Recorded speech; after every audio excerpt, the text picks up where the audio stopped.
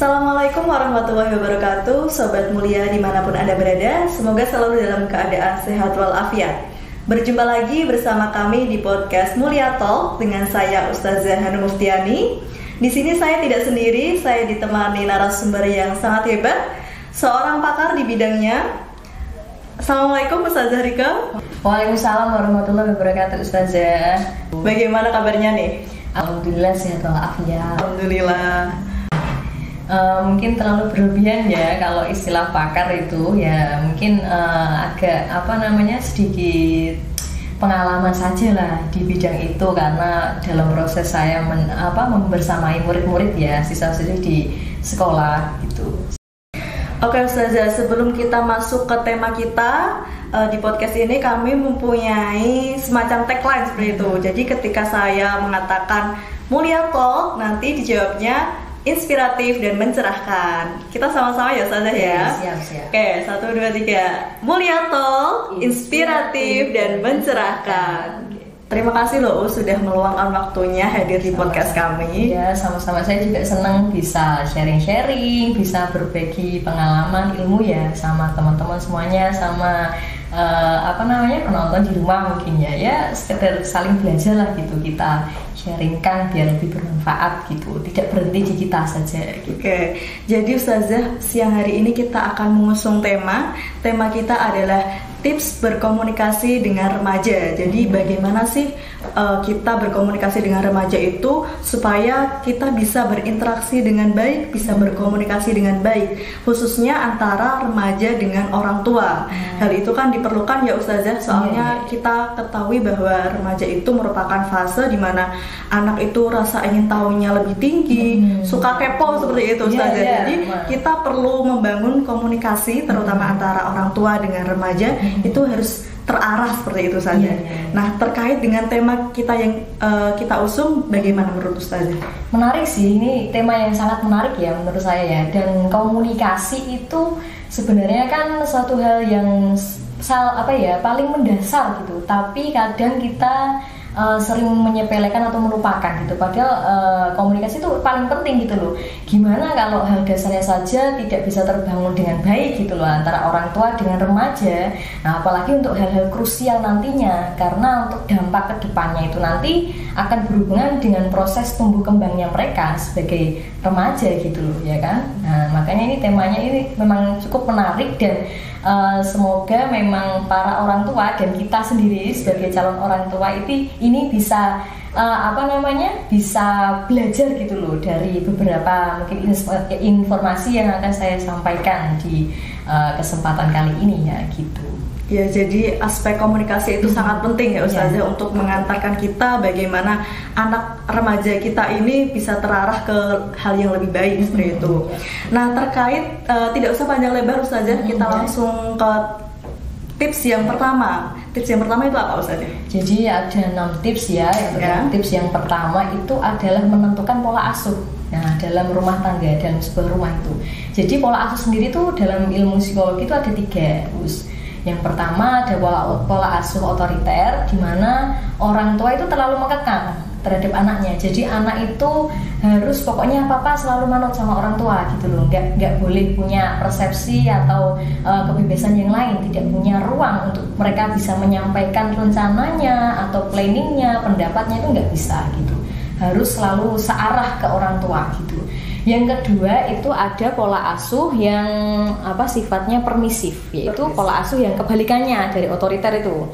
Jadi kalau permisif itu pola asuhnya sifatnya itu terlalu membebaskan anak. Jadi anak terlalu bebas, kurang ada kontrol, kurang ada aturan dari orang tua. Nah itu juga nggak baik ya tentunya. Dan yang ketiga, pola asuh yang ketiga itu pola asuh yang paling baik gitu loh, yang memang seharusnya diterapkan di seluruh anak-anak gitu, terutama remaja ya, yaitu pola asuh demokratis. Nah, pola asuh di mana orang tua itu punya peraturan untuk anak-anak, tapi anak-anak tetap masih diberikan ruang untuk mereka bisa diskusi sama orang tuanya gitu. Nah, jadi misal contohnya orang tua mengarahkan misal untuk sekolah lanjutan si anak nih gitu kan. Nah, itu tetap memperhatikan satu kondisi anak, keinginan anak, terus skill-skill anak dan lain sebagainya. Jadi ada komunikasi dua arah yang akan terjalin seperti itu untuk yang tips yang pertama. Karena tidak menutup kemungkinan kita sendiri tahu ya usia remaja kan mereka labil-labilnya gitu, dan usia-usia di mana mereka itu rasa ingin tahunya tinggi. Terus kalau kita itu tidak bisa mengimbangi ya, tidak bisa memberikan mereka gambaran yang jelas atau tidak memberikan mereka ruang untuk mereka mengungkapkan gitu loh, pemikiran mereka, pendapat mereka, itu kan sama saja halnya dengan kita itu memberi batasan terhadap pola-pola kreatif pemikiran mereka seperti itu. Oke, jadi tips yang pertama itu tadi pola asuh ya Ustazah, di mana ada tiga pola asuh. Yang pertama itu otoriter, yang kedua adalah permisif, dan yang ketiga demokratis. Nah, yang saya tangkap itu otoriter, sepertinya orang tua itu terlalu mengekang gitu ya Ustazah, terlalu mengekang. Selanjutnya kebalikannya permisif, orang tua itu terlalu memanjakan anaknya, itu juga kurang baik. Nah, yang pola asuh yang baik itu adalah yang demokratis seperti itu ya Ustazah. Jadi ada komunikasi dua arah antara orang tua dan anak tersebut. Jadi anak itu juga diberikan kesempatan untuk mengutarakan pendapatnya seperti itu ya Ustazah. Nah, untuk tips yang kedua nih apa Ustazah? Kalau tips yang kedua yaitu dengan cara kita sebagai orang tua atau calon orang tua itu mau untuk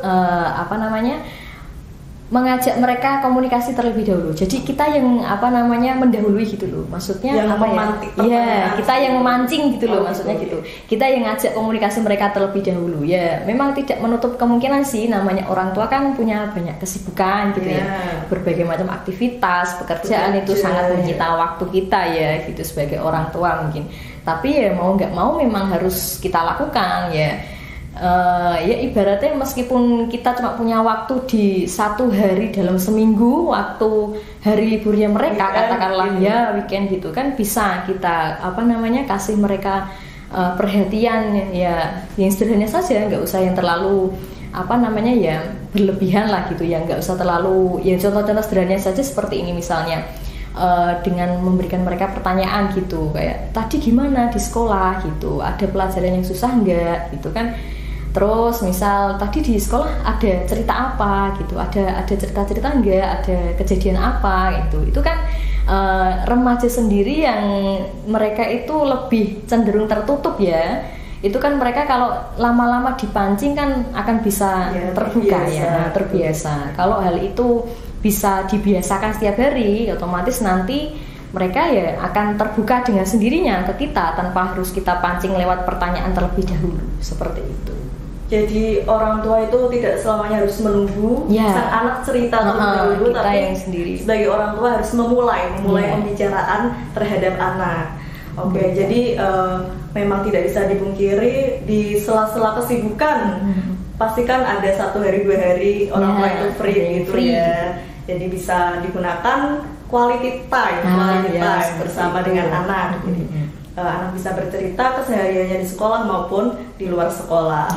Oke, untuk tips yang ketiga Ustazah. Untuk tips yang ketiga yaitu jadilah sahabat untuk remaja. Nah, ini yang kadang ya kita sendiri sebagai calon orang tua, saya sendiri pun dalam membersamai mereka kadang juga belum terlalu sempurna gitu loh, belum bisa sepenuhnya menjadi sahabat untuk mereka, ya masih dalam proses belajar lah.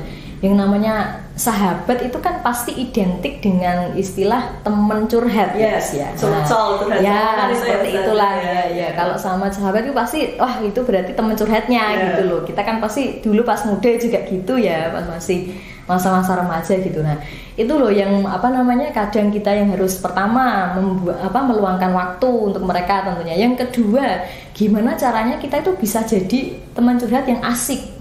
Teman curhatnya asik, pendengar yang aktif. Jadi nggak cuma sekedar dengerin mereka cerita terus kita responnya gitu aja gitu loh, tapi juga responsif gitu loh, memahami perasaan mereka, tidak dengan memojokkan kamu ini terlalu ini, kamu ini terlalu itu, kamu sih nggak bersyukur dan lain sebagainya, itu enggak gitu loh.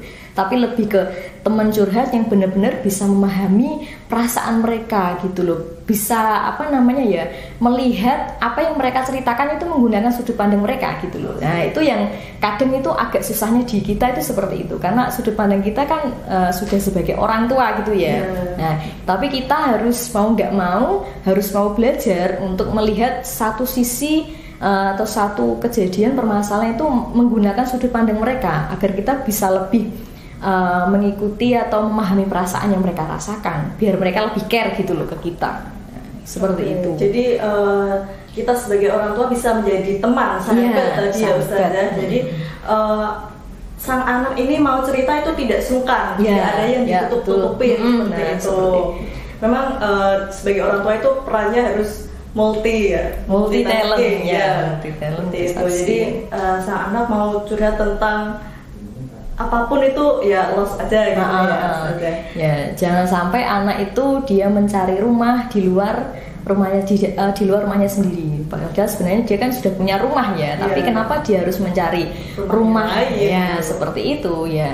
Kan ya sangat disayangkan orang tua jadi kurang apa ya, bisa mengetahui proses pertumbuh dan kembangnya mereka gitu. Mereka kenapa, ada kejadian seperti apa yang mereka rasakan, itu orang tua akhirnya kelewatan gitu loh, maksudnya kelewatan tidak tahu begitu saja gitu. Tidak bisa membersamai masa-masa seperti gitu itu. Ya terkait respon dari orang tua ketika sang anak itu bercerita itu juga harus sesuai ya Ustazah, dalam artian bahwa orang tua itu harus mengetahui karakter dari anaknya tersebut. Ya, itu juga perlu diperhatikan. Harus ngasih solusinya itu dalam cara apa sih gitu kan, supaya solusi yang kita berikan itu ngena dengan anaknya. Betul, seperti itu. Oke, nah tips selanjutnya Ustazah? Tips selanjutnya yaitu ini, menghindari sebisa mungkin untuk sering mengucapkan kata-kata jangan.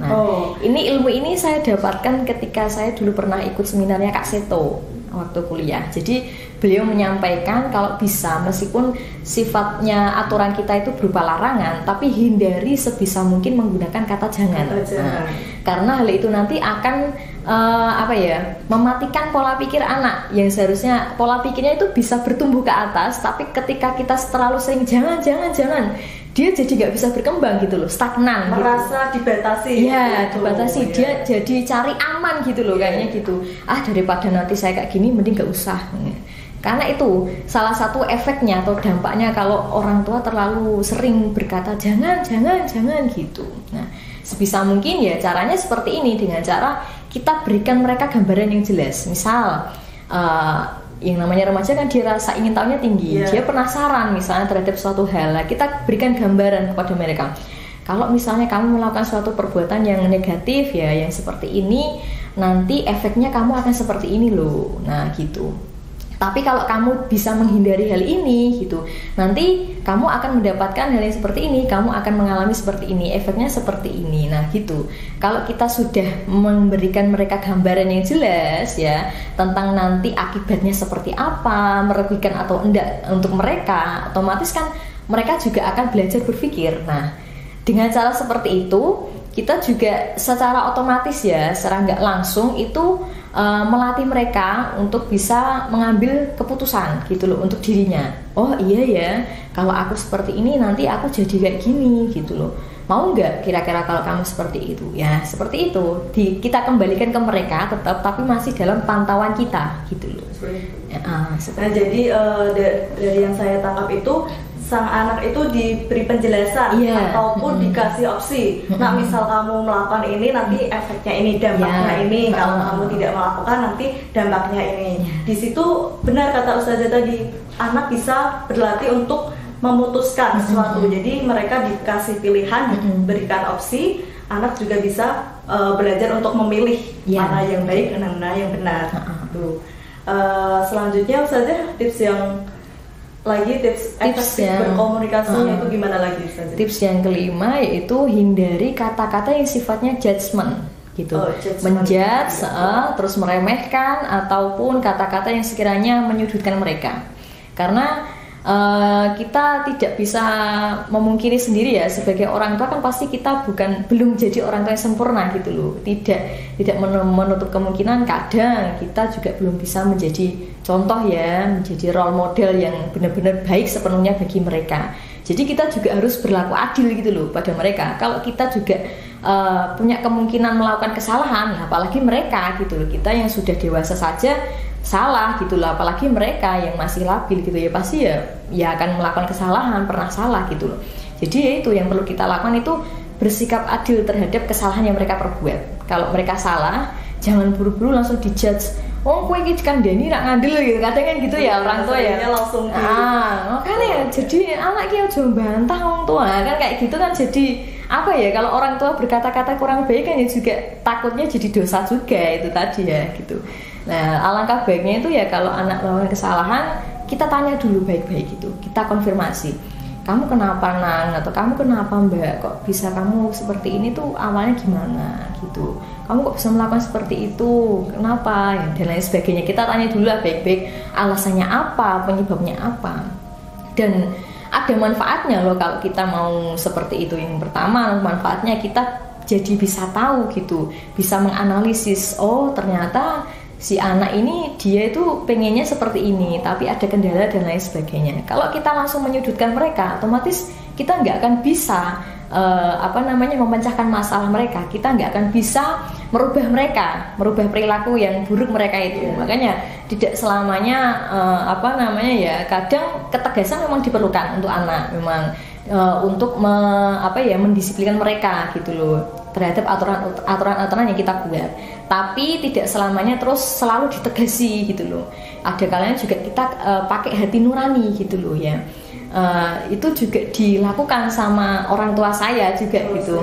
Jadi kalau anaknya bikin salah itu ya orang tua diem, tidak langsung melegur saat itu juga enggak. Jadi ketika orang tua itu diem pas anak melakukan kesalahan, anaknya itu langsung merasa sendiri. Gitu.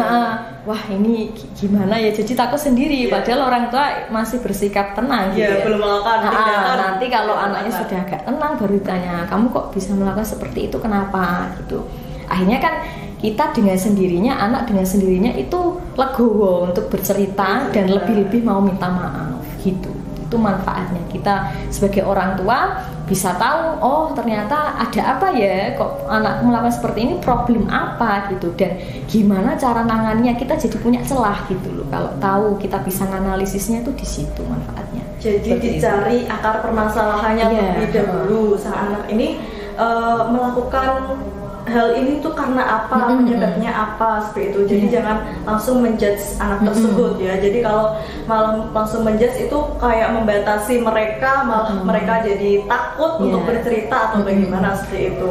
Kadang malah kalau orang tua terlalu sering menyalahkan seperti itu kan anak jadi nggak jujur ya, nggak mau jujur sama kita malah gitu. Melanggar Ya malah melanggar juga bisa, malah mereka sering bohongin kita. Padahal misalnya kita kan nggak sepenuhnya 24 jam ngawasin mereka. Ada kalanya mereka di sekolah, kalau mereka main sama temen lah, kita kan nggak tahu apakah benar-benar itu jujur apa yang mereka katakan gitu loh. Nah, kalau kita selalu menyalahkan mereka kan akhirnya mereka nggak mau jujur karena takut. Takut gitu ya. Nanti kalau jadi mereka saya nggak usah ngomong yang sebenarnya gitu. Nah itu nanti malah dampaknya fatal lagi gitu loh. Akan terbiasa, namanya satu kebohongan yang sudah dilakukan itu nanti akan terus-menerus terbiasa, itu malah lebih dampaknya fatal lagi ya untuk perkembangan mereka seperti itu. Oke, nah untuk tips yang terakhir Ustazah ini. Ya, untuk tips yang terakhir ini juga sebenarnya kata-kata yang sangat sepele ya. Tapi kenapa menjadi sangat gengsi untuk kita atau kami para orang tua untuk kami mengucapkan gitu loh, yaitu membiasakan untuk mengucapkan maaf, terima kasih dan minta tolong. Nah, maaf, terima kasih dan minta tolong. Ya itu. Yang namanya orang tua ya kadang kan mungkin merasa kayak punya hak sepenuhnya terhadap mereka, atau mungkin merasa ya pokoknya orang tua sudah merasa harus dihormati anak, sehingga kayak ya nggak pantas masa orang tua minta maaf ke anak gitu. Padahal kalau dari segi psikologi itu justru baik loh untuk perkembangan psikologi mereka gitu, psikolog mereka. Jadi ya Iya tadi kita harus menyadari orang tua itu nggak sempurna loh, pasti juga mungkin bisa melakukan kesalahan. Dan ketika kita melakukan kesalahan nggak ada salahnya dan tidak akan menurunkan martabat kita kok jadi orang tua. Ya seperti itu. Justru anak akan merasa lebih dihargai gitu loh, lebih merasa kayak wah orang tuaku saja mau minta maaf loh kalau bapak sama ibu misalnya melakukan kekeliruan, padahal ya mungkin mereka padahal orang tua gitu loh. Masa saya kok kalau gimana malah nggak mau minta maaf gitu loh. Kalau salah nggak minta maaf itu kan jadi role model ya bagi pembelajaran, contoh model, ya seperti itu. Itu nggak akan mengubah menurunkan martabat kita, wibawa kita itu nggak, justru malah anak semakin sama kita itu semakin bisa respect gitu ya, care sama kita gitu. Yang kedua, minta tolong. Nah itu hal sepele sih, tapi saya sendiri merasakan ya kalau di rumah itu ibu juga menerapkan hal itu gitu. Ibu saya kalau mau minta tolong nyuruh gitu istilahnya, nyuruh ke warung beli gas LPG misalnya, itu nggak pernah kayak bilangnya cuman langsung nyuruh, "Duk, tolong tumbas ke gas" gitu, nggak pernah. Ya, ibu nyuwun tolong ya tumbas ke gas, pasti kayak gitu Bu ya. Si anak, saya sebagai anak juga merasakan kalau oh iya ya, kita kalau disuruh diperintah tapi dengan kata-kata yang sopan, maksudnya kata-kata yang halus, enak didengar gitu ya, rasanya ya legowo gitu. Mau disuruh-suruh, mau diperintah melakukan perintahnya ya legowo gitu, langsung gagi-gagi ya gitu. Beda lagi nih misalnya sekolah loh tugas kayak gitu kan, kita kayak nerimanya gimana ya gitu, kita ngelakuinnya juga kayak terpaksa gitu, kadang kayak gitu ya. Nah itu nggak ada salahnya kalau orang tua harus memulai minta maaf gitu kan, kalau mereka salah atau hal kecil misalnya orang tua kurang ada waktu pada anak, itu minta maaf ya bapak mungkin agak sibuk kerja dan lain sebagainya. Itu penting, jadi hal yang penting. Jadi anak kita latih untuk satu, bertanggung jawab terhadap dirinya melalui contoh dari kita ya. Jadi dia tahu oh saya itu loh dapat contoh dari bapak sama ibu ya, sebagai role model ya gitu. Bapak sama ibu kalau melakukan kesalahan itu nggak sungkan untuk minta maaf, saya juga harus sama. Jadi dia jadi lebih bertanggung jawab sama dirinya. Terus oke, terima kasih Ustazah. Mungkin tadi 6 tips yang bisa kita bahas pada siang hari ini. Semoga bermanfaat bagi para orang tua dan calon orang tua. Mungkin kita bisa berjumpa lagi di podcast yang selanjutnya, tentunya dengan tema-tema yang lebih menarik lagi ya Ustazah. Terima kasih atas kehadirannya. Dari saya, wassalamualaikum warahmatullahi wabarakatuh. Waalaikumsalam warahmatullahi wabarakatuh.